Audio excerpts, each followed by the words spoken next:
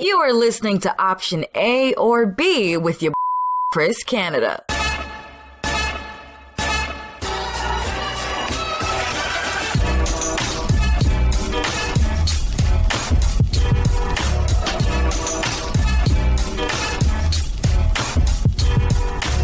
Welcome to Option A or B, where informal barbershop-like anything-goes debating topics gets mixed with some formal parliamentary-like debating structure. What up, and welcome to the best debate podcast of all time. This episode is a good one because we're going to touch on race and relationships. Two hot button topics for sure. But before we get into that, I just want to give shouts out to Taye Diggs, Khloe Kardashian, Robert De Niro, the great George Lucas, pretty much any black dude who was in any white movie from the 80s, and Grace Jones. I'm a fan of y'all and keep doing your thing. Actually, I don't even know if Grace Jones is still alive. I should have Googled that one in advance. Well, anyways, let's do this.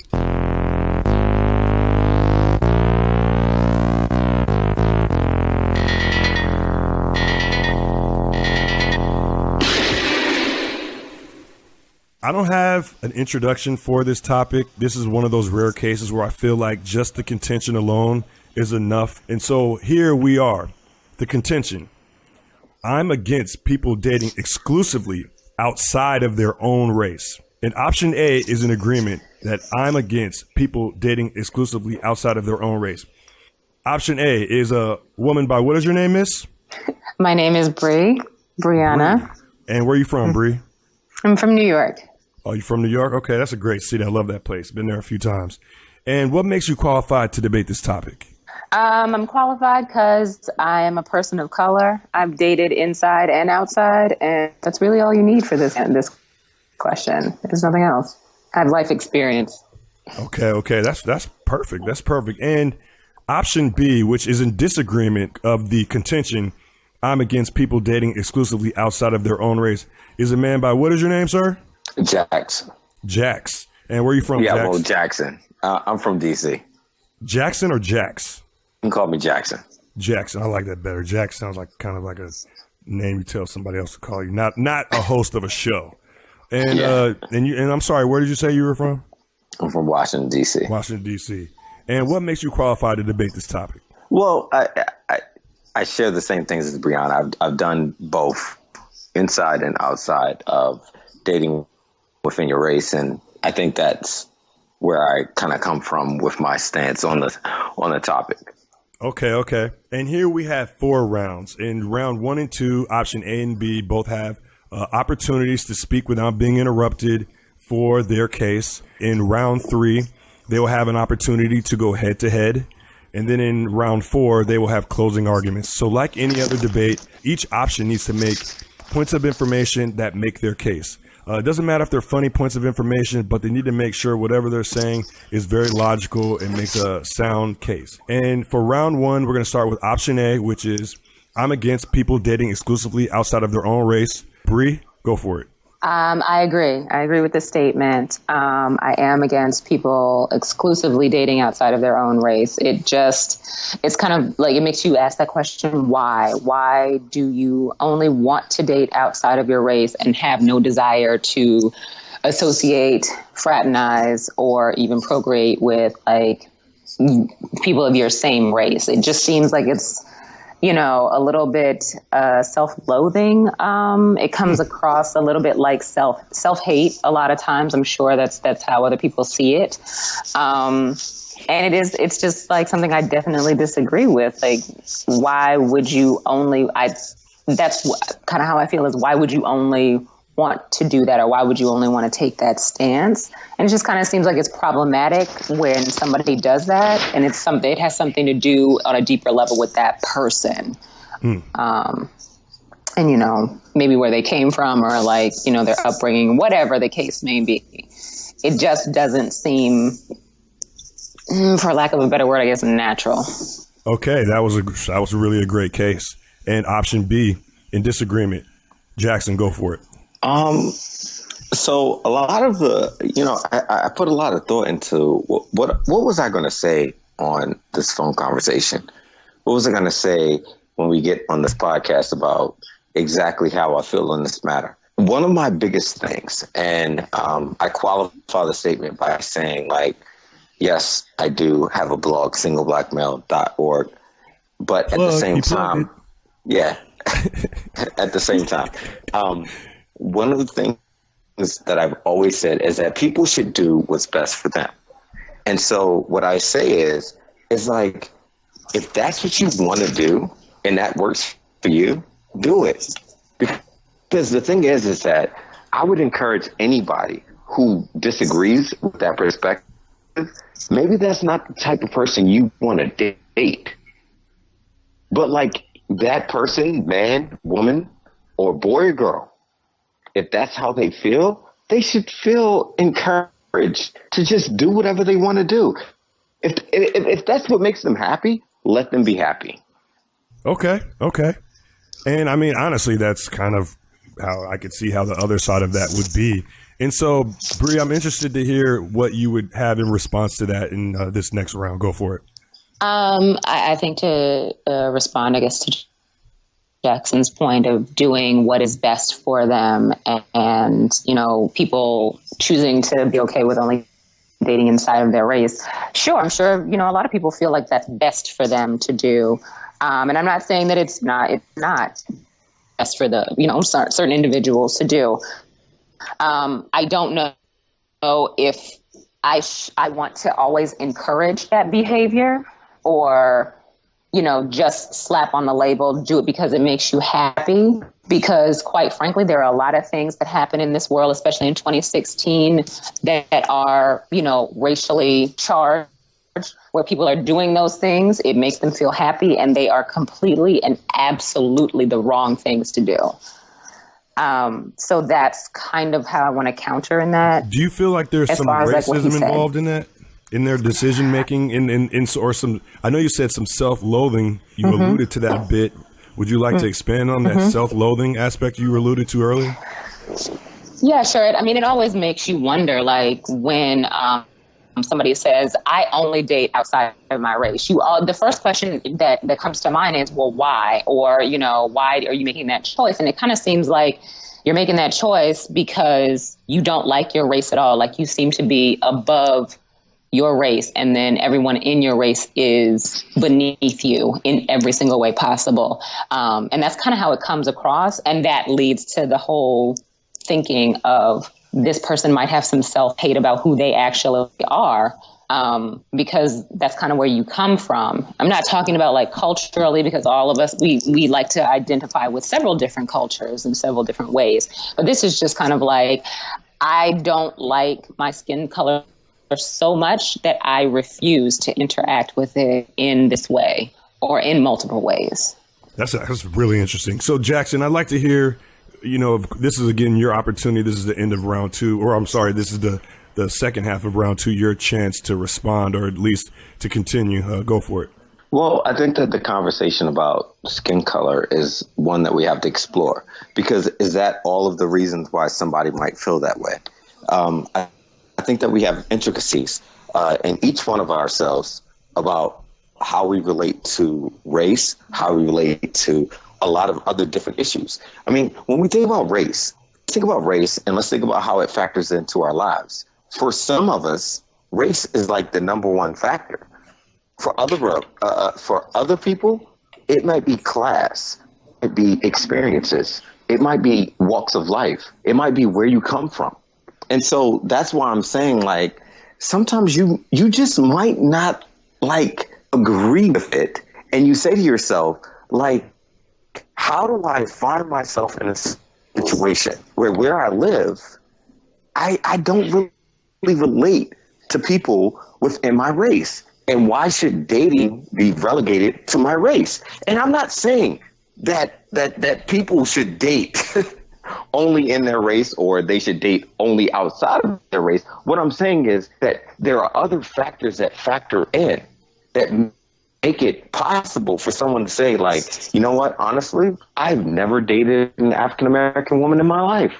And I say, why? And they say, well, because I just don't relate. And then Jackson, let me I'm sorry to interrupt you. I just wanted to kind of, before you pivoted away from that, wanted to ask you about that a bit, because, you know, the word exclusive kind of implies a conscious decision. Now, you kind of refer to that in a more of a subconscious way, but maybe it's a bit of subconscious and a bit of conscious. So can you at least better explain what you mean about someone kind of coming to the realization how they are as a person, and it just so happens to be exclusively outside of their own race?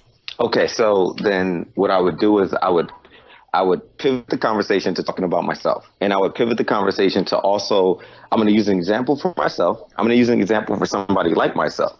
We keep talking about race for a second, but let's ask a question. Life is about experiences that you have. And if you keep trying to do something and it doesn't work, why would you keep trying to do that? So, for example, there are crazy white people who are like, every time I go down this alley, I get mugged by a black person.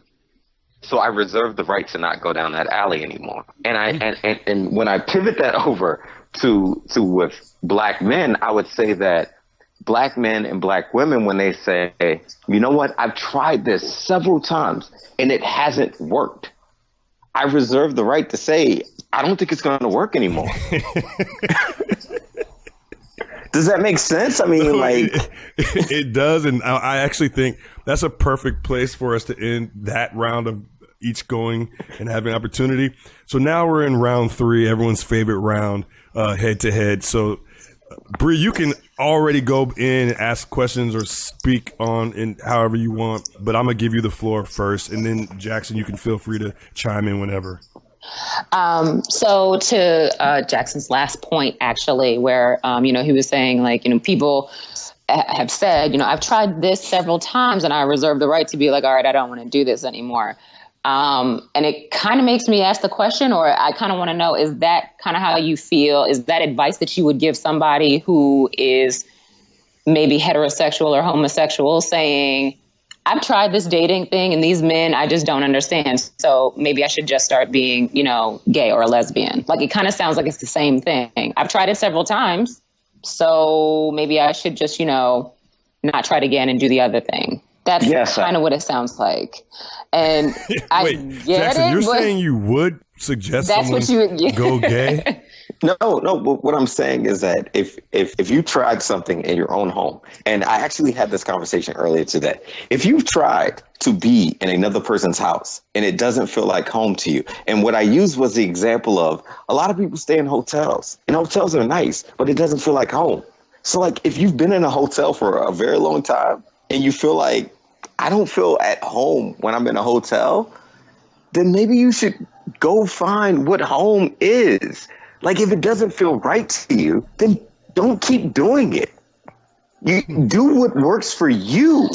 Yeah, that's great. But the only problem with that is that you can't do or not do a race sometimes. Like, and actually a lot of times, like, you can't assume the position of I'm colorblind out here because that, just because you have perused through, your own garden and don't feel like, it looks beautiful anymore, let me just go ahead and just jump out or not jump out or stay in. Like, you can't do that. Like, that's not the way it goes. Like, you can't just be like, all right, I have enjoyed being black, but, it's just not home to me. So I'm just going to go ahead and switch up and become white and just do my thing. That's kind of what you're saying.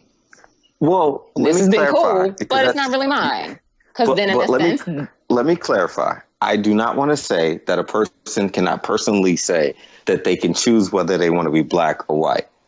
I don't want to commingle the issues. What I want to say is that what you can say is, on the outside looking in, it's not about personal identification when you go into a relationship. It's about companionship. It's about another person. And so it's not about how I identify myself. It's about how I identify what I want out of companionship. And so if I right, but companionship isn't limited to someone's skin color or anything. You can have the same qualities in an Asian woman as you do in a white woman as you do in a black woman. It doesn't mean, and like you're dating the Asian woman and everything is fine, it's great or whatever. Now, if you rewind, everything's wonderful in that relationship. If you rewind and she winds up, you meet the same way, the same connections there, she winds up being white, that's totally fine too. There's nothing wrong with that. So it's kind of just like you can have these qualities as a person and be any skin color you want to be, instead of having someone be like, I refuse to even look at or talk to or like, mate with somebody who is the same race as me because of whatever. I think it goes back to more like background and it's not something, this whole argument isn't about somebody who like makes you happy or compatibility or any of those things. It's a little bit different than that. It's more of a perception versus prejudice kind of thing. Like, it's totally prejudice. It's like, what are you willing to accept, or what are you willing to try? When you're prejudiced, right, you make decisions on what you're willing to try and what you're not willing to try. You're not objectively seeing each case like it's like a fresh case. Right. So all right. So this is a debate, and we're trying to either win or lose the debate. And let me just preface a statement by saying, like, I hear you and I completely understand where you're coming from, but let's take it outside of race. If you have been in an environment where you feel your sex has been judged against you, gender has been judged against you, and you feel like it will always be judged against you, do you feel like you would still go into that environment with the same expectations that you would have, regardless of whether your gender would be taken into consideration? Yeah, but you're talking about gender like this is a job interview or like working in a work environment, whereas the simple fact is you can't escape what race you are. Like, no, you really can't. Rachel Dolezal tried and everybody played her. So it's just... Whether you're going into a restaurant, whether you're talking about a job, whether you're talking about a relationship, if you feel like your gender will be judged against you, would you still continue to go into those situations? It's kind of like, why not? Because then it's kind of like, why does my gender have to come into question, and why do I need to be judged for that? But I'm going to do it anyways, or I'm going to go into that place anyways, no matter what. And then you have a rebellious standpoint after that. When you're saying, why would I continue to go into it if my gender is being brought into question? I can counter and say, I'm still going to do this anyways. I'm protesting. I'm doing it anyways. I'm going into this anyways. Okay, that's okay. Fair point. Fair point. Fair point. All I'm saying, and what I'm getting at is if somebody makes a decision that they say, you know what, I've tried this several times, it didn't work. You know what? I'm just going to throw it to the side. It's not working out for me. I'm like, you know what? If that makes you happy, let that make you happy. For me, I can date women of all colors. However, if somebody says, you know what? I have tried to date African-American women and it has not worked for me, I'm going to be like, do whatever makes you happy. Because at the end of the day, I'm not laying in bed with you. And I'm not going to force you to lay in bed with somebody that you don't want to lay in bed with. But that's a good argument. But you're coming from the position of, or the mindset that this person has tried to date within their race, whatever it is, for a period of time, and has decided not to and go outside of it. What we're talking about is this person has not done any of those things and has already made up in their mind, upon when it's time for them to start dating, that they are going to date outside of their race, period, point blank, without consideration. That's Is that totally what we're talking different. about? That's what exclusively means. Yeah, I mean, that is what exclusively literally would be. So that means that from day one, they have never considered dating outside of their race. I mean, listen, the way I would interpret it, again, I purposely make these things subjective and up to interpretation. If I was kind of had a horse in this race, I would interpret it either way. I could say I met someone who no longer dates in his or her own race, or I've met someone who has never dated inside of his or her own race. I don't know how much I would look at either one and say, from a judgmental standpoint, I don't think I would necessarily give that much more credit to someone who had tried it versus this person who never tried it, because I would still say that there's the fact that you are no longer doing it would be what I'm focusing on, regardless if I agree or disagree. Well, then let me clarify my position. If a person has never tried to do it, then I think that's wrong. if a person has tried and they kind of have gotten in their head that they like, I mean, and listen to what I'm saying. Listen to the wording. What if it was a ass try though? Like someone that lives in Idaho or some shit. Like doesn't matter. That one garbage ass black chick when she was in the small bus. Oh and my now, God. and he says black chicks are garbage. And then what we say? I'm saying, Jackson, you're really gonna buy that? You're gonna be like, yeah, he tried. But then Canada, what we say is we're like, yo, you didn't really give it a shot. No, listen, that means. But that person has already jumped out and decided to do. Yeah, this person by that time. You have to take a man at his word. If he says he tried, that's all you're gonna listen to. You're not gonna listen to what his effort was. You're not even gonna know what he actually did. He might have been the only black kid, one of two black people in school, and the other black kid was terrible, and that was his try. And you know what? To be fair, I also want to say this as a guy who grew up around white people as well, and also would meet black people who didn't really grow up around any black people. I always had like this perception of them, like they haven't really experienced black people. So whatever perception they have, even as a black person, is very limited.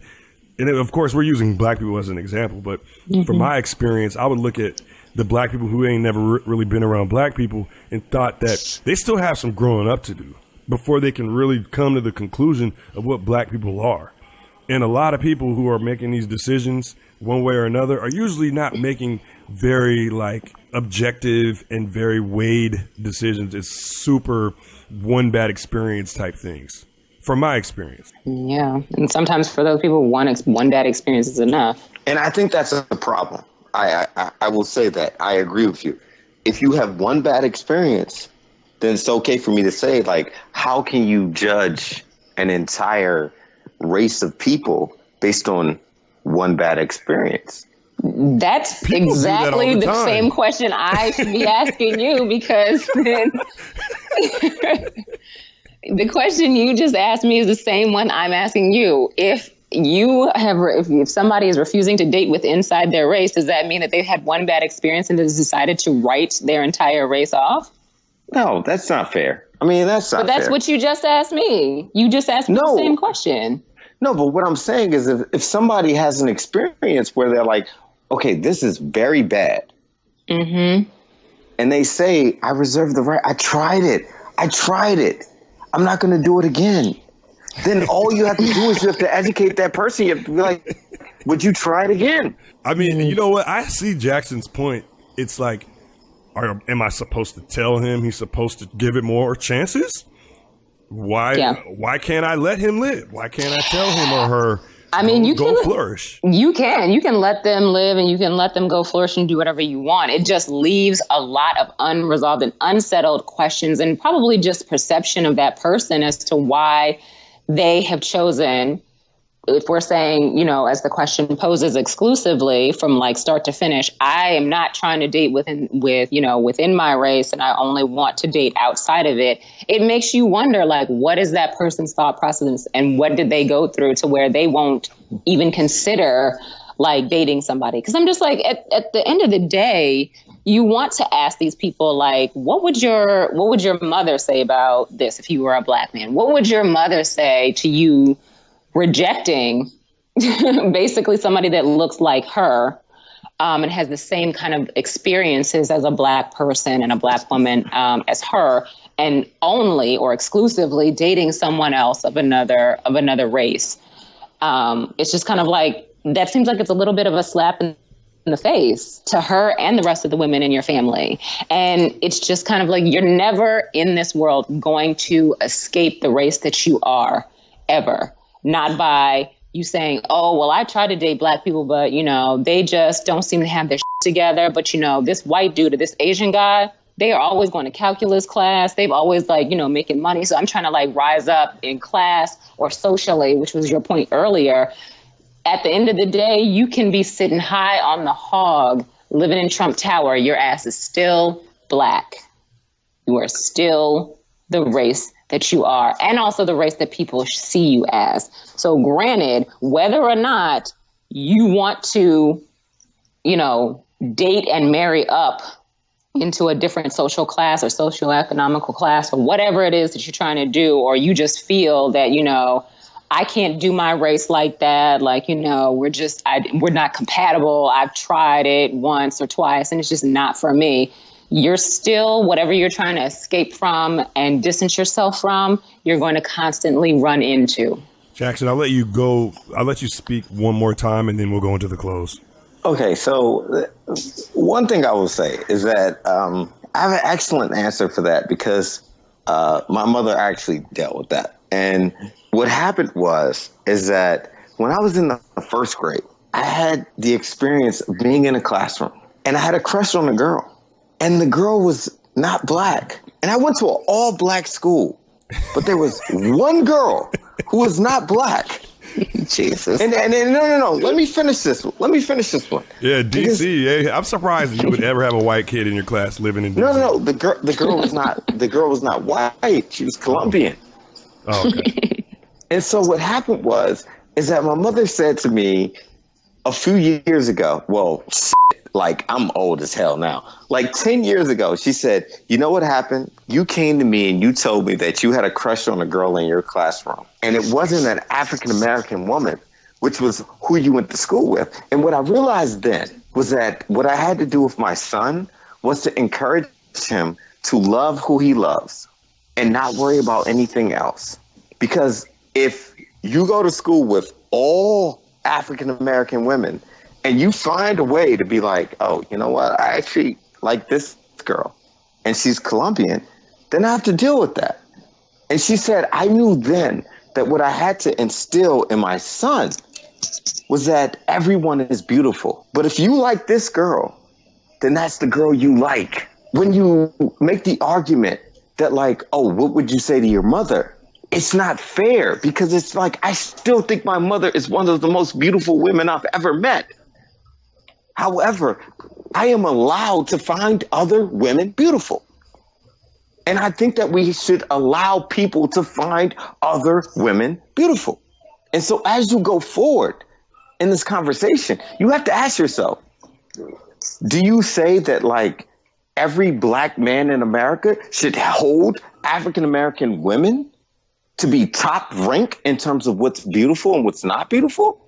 No, that's not true. That's not true. All right. Okay, so let's just get into the closing arguments now. So usually I just kind of randomly decide who will get a chance to go first and go last. Usually it's based on who spoke more during the head-to-head. So I'm actually going to let you go first, Jackson, and let you go last, Brie. So again, the contention, I'm against people dating exclusively outside of their own race. In option B is Jason. He disagrees with that premise. And so, Jackson, this is your closing argument. Go for it. Generally speaking, I see both sides of the argument. And I respect both sides of the argument. I would open people's eyes to understand that my number one rule about relationships is you should do what's best for you. And I don't think that anybody should tell you what you should do in your relationship unless they're in a relationship with you. And so therefore, if somebody feels as though, hey, you know what?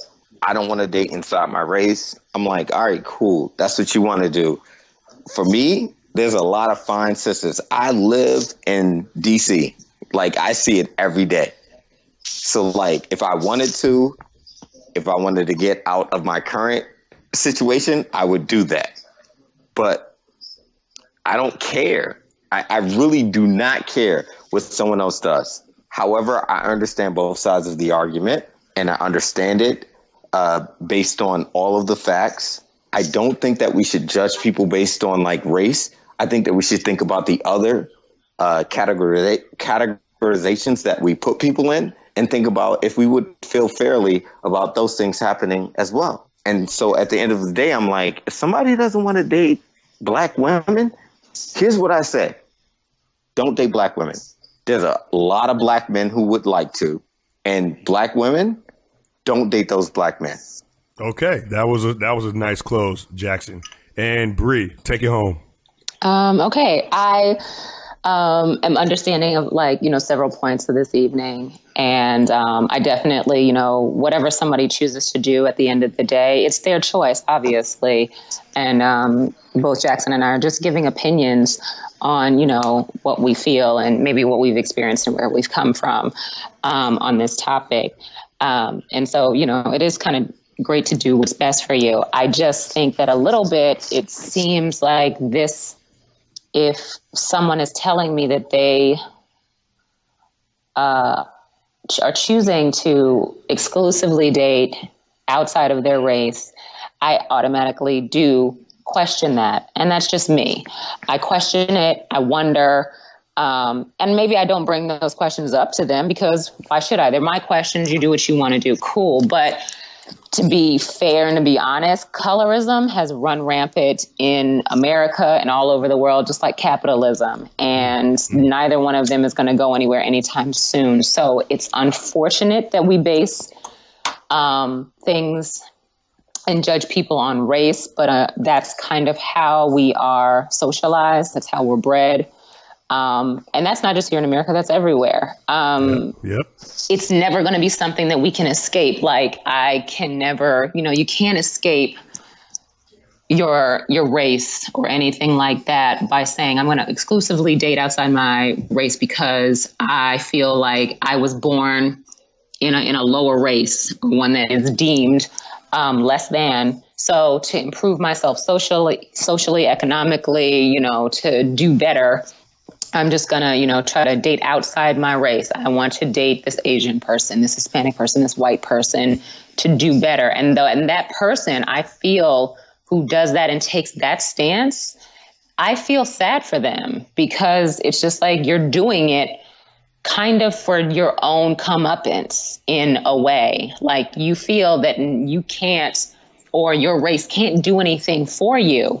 And that also means that that person feels that their race is beneath them in pretty much every way. And that's how it comes across. And that's why when we first started this conversation, I said that that's why it kind of leads to a self-hate thing, because you're really trying desperately to go against something that you are and that people see you as. And it's just really, really, it's difficult to understand and try to process that. I mean, we've all seen what's happening out here with the elections that we've been seeing, where these people are going to campaigns, and just because, somebody is a certain color, it's just like, oh, I hate them, whatever. And people are internalizing that. Young children are internalizing that. And young children actually internalize a lot of things that we don't realize until it's way too late, that there is a lot of self-hate put on not only, gender, but also race, and especially being Black. We are often, I guess, Columbused in a way of our culture and our mannerisms. And once it is taken over by another culture, it's cool. But when we've been doing it for centuries, it's not. I feel like if we're discussing somebody who's Black, who's saying they only are exclusively going to date outside their race, they're really missing out on a magnificent and wonderful culture that has birthed many nations, that has inspired not only the people that they are, but the people that made them, and probably even the person that they are trying to exclusively see outside of their own race. Boom. That is a perfect close. And so now we've heard the entire debate. And so now what I'm asking for listeners to do is to go to optionaorb.com and to, of course, objectively listening to this debate, vote on who you think won the debate on I'm against people dating exclusively outside of their own race. Now, this is the part of the show where I give you guys an opportunity to plug something. So I'm going to go with you first, Brie. Brie, do you have anything you'd like to plug? Actually, I don't know if I don't have anything to plug right now. I do freelance writing for Jawbreaker NYC every once in a while. But outside of that, I do mostly screenwriting, and I'm an actress. So that's always fun. Yeah, I can actually vouch for Brie being an actress, because one time working at an ad agency, a particular ad agency, I was walking by and I saw her picture on a wall of many pictures. And I said, that's my friend. You guys should consider her. and I think they considered her, but that's neither here nor there. And it's so let's definitely awesome. Let's move on to you, Jackson. Jackson, do you have anything you'd like to plug, sir? No, not at all. I appreciate you asking me to be on this call, and I thank you very much. Hey, listen, this is all just about getting people the opportunity to speak and hear both sides. One thing you guys both admitted to is that you guys both admitted to understanding the other person's side. And that's something that I feel like doesn't happen enough. It's a bunch of people screaming over each other and calling each other out of name and this and that. And then the important gets lost in translation. So I'm just thanking you guys for taking the time to be a part of the show today. Absolutely. I'm glad to be here. And I definitely have enjoyed debating with Jackson. This has been fun. Yeah, you definitely need to debate this guy in person. This dude is hilarious. And so, all right, well, thank you, everyone, for listening to Option A or B, and please listen again. Thank you.